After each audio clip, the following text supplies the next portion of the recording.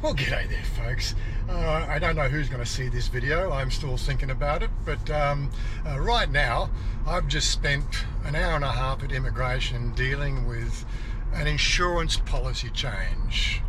Now, I guess it's going to come down to ultimately, I'm the person that's being held at fault here.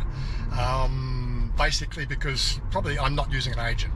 And of course it's just all to do with the fact that the convoluted way that we have to deal with this bloody insurance and everything else can get needlessly messianic. It really can. Anyway, the bottom line is, like, I obviously my insurance goes with my OA renewal, and so what was happening was the fact that I've really got to put the camera down. I can't really drive and talk and tell a story. So let me stop and tell the story, okay? Okay, right. Okay, we have coffee.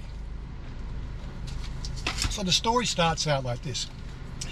My OA visa renewal or extension happens on the 20th of this month. My current insurance agent that does my OA insurance policy emailed me the updated policy, I think about 29 days before my renewal. So it's just end of August there.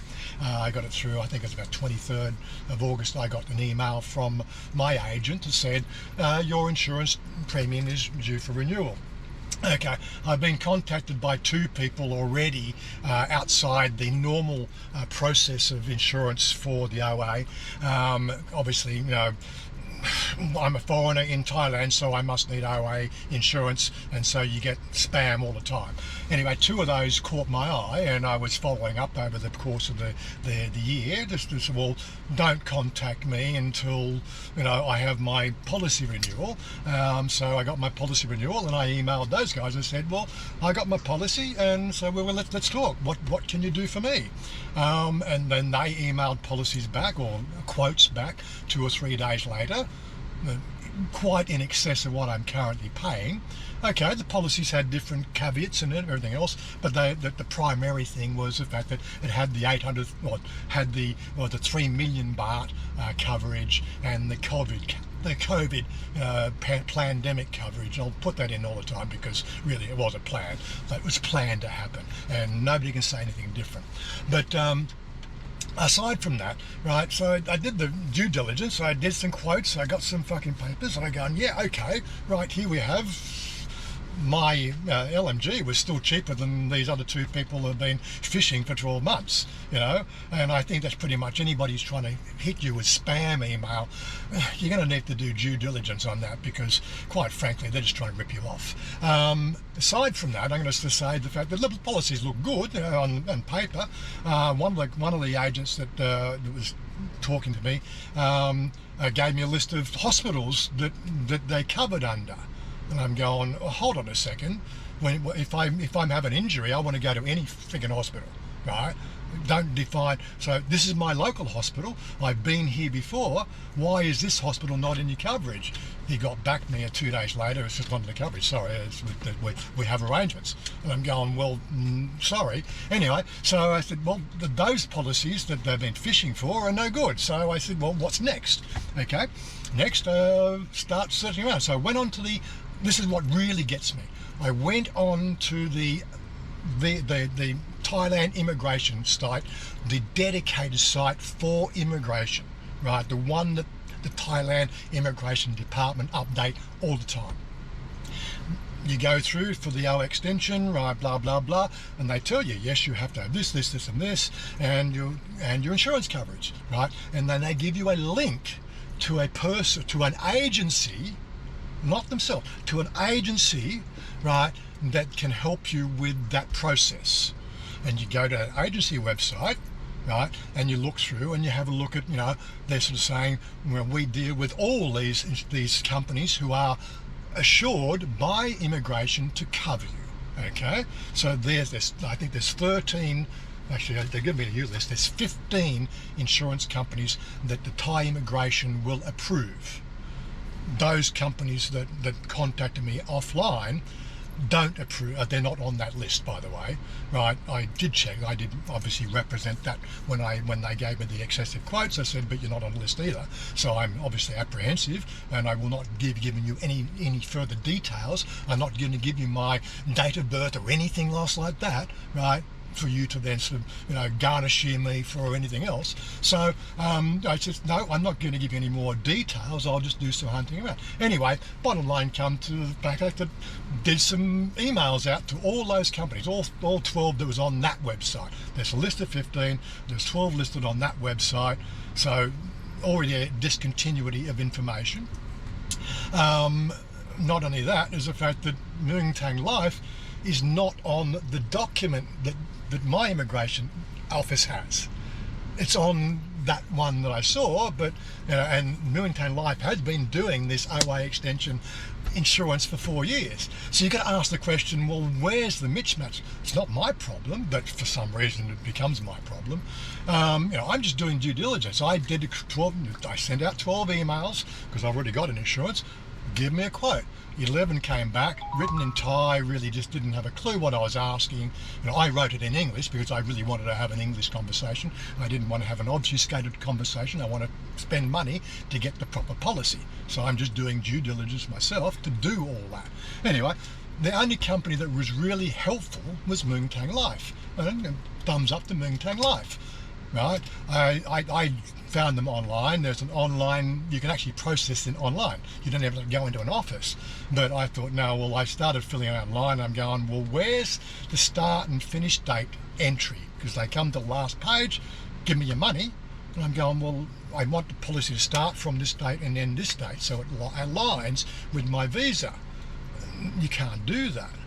Anyway, I went into the office in Central Celia, and I sat with the girl across the counter, and she went to the same place online to fill it out with me, right? And she got to the same position, and I'm sort of saying, well, before we give money, how do we deal with this alignment of my visa has to show coverage for the policy?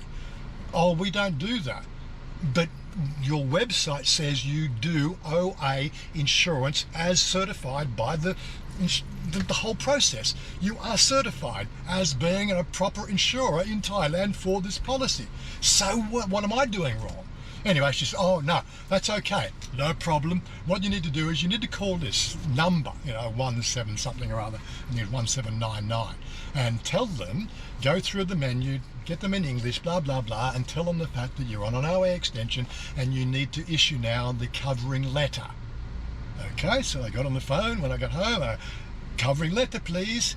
It'll come in 3 days. So the policy, that's the thing. I had to wait for the policy because I don't have a policy number. So that was on the 1st of September. I did the policy after doing all the due diligence of all my background work to make sure I'm getting a good policy and all the chickens are lined up in a row. You know what I mean? So going from there to the next thing, I'm going, yes, okay. Well, to me it all looks right. It's 5 million coverage. I've even got life insurance in this policy. Right, and as I said, everything looks above board apart from this covering letter. The covering letter that they've issued doesn't look like the covering letter that's been issued by my previous insurance company. Okay, that presents a problem. Okay, rather than deal with this on the day of my insurance, I'll just go in today and sort it out. Yeah, I'm glad I did. Okay, supposedly I asked for the wrong letter. Well, I didn't know there was 2 letters. I was just told to ring a number.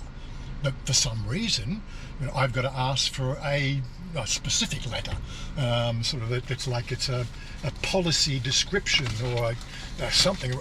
It's whatever it is that I've got to do. I've now got to send an email off to them and get another thing that takes another 3 days. My renewal is in 10 days. Thankfully, I've gone in, done the right thing, spoken to the people and so said, well, I've only got 10 days. What if there's a delay? Am I in trouble if there's a delay? And they say, just don't worry about it. Just as soon as you get everything, just get everything lined up, come back and we'll get it all processed. They said the policy is good.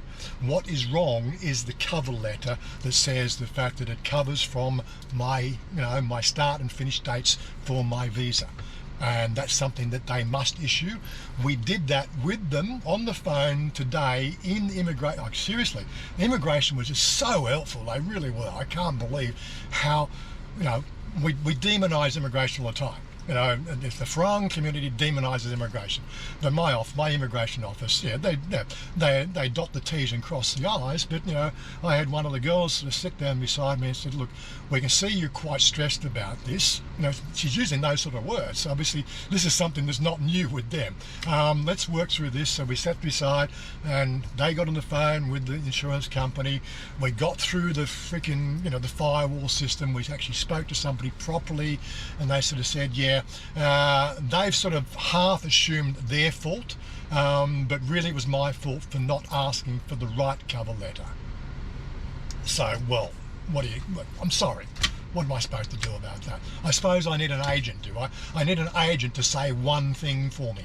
Oh, whatever, for fuck's sake. Really. Anyway, that's my day so far, and now I need to go back and see if we're going to have lunch.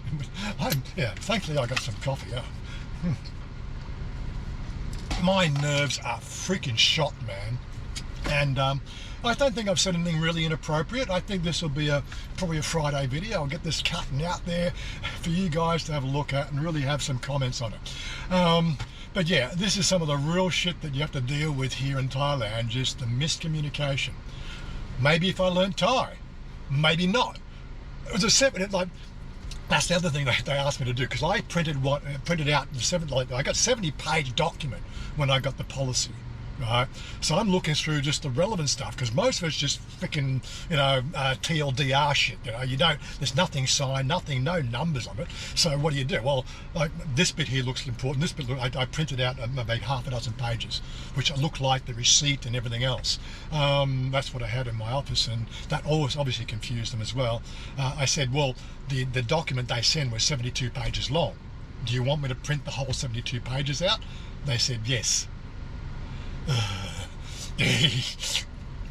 Talk about saving the trees, man. Seriously. And this is probably Shania wanted to talk to me, so let's see if she's going to talk.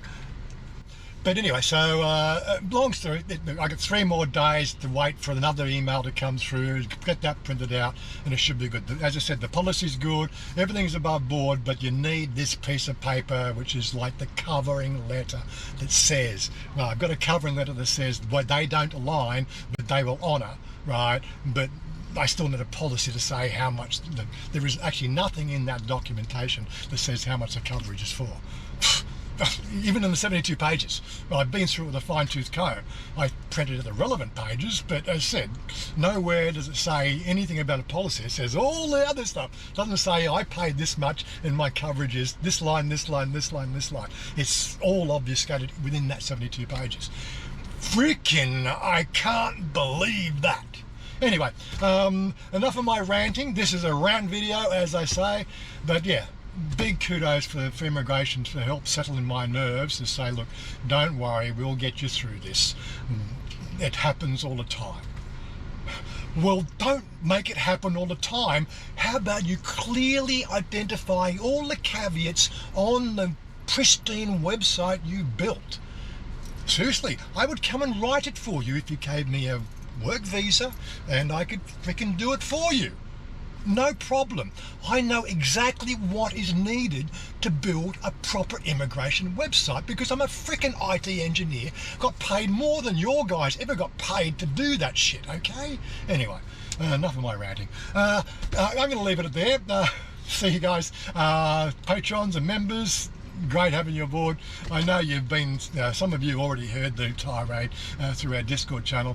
Yeah, bear with me. Hopefully it'll be sorted out in 3 days. I'll get back here, hopefully next Monday, and deal with it.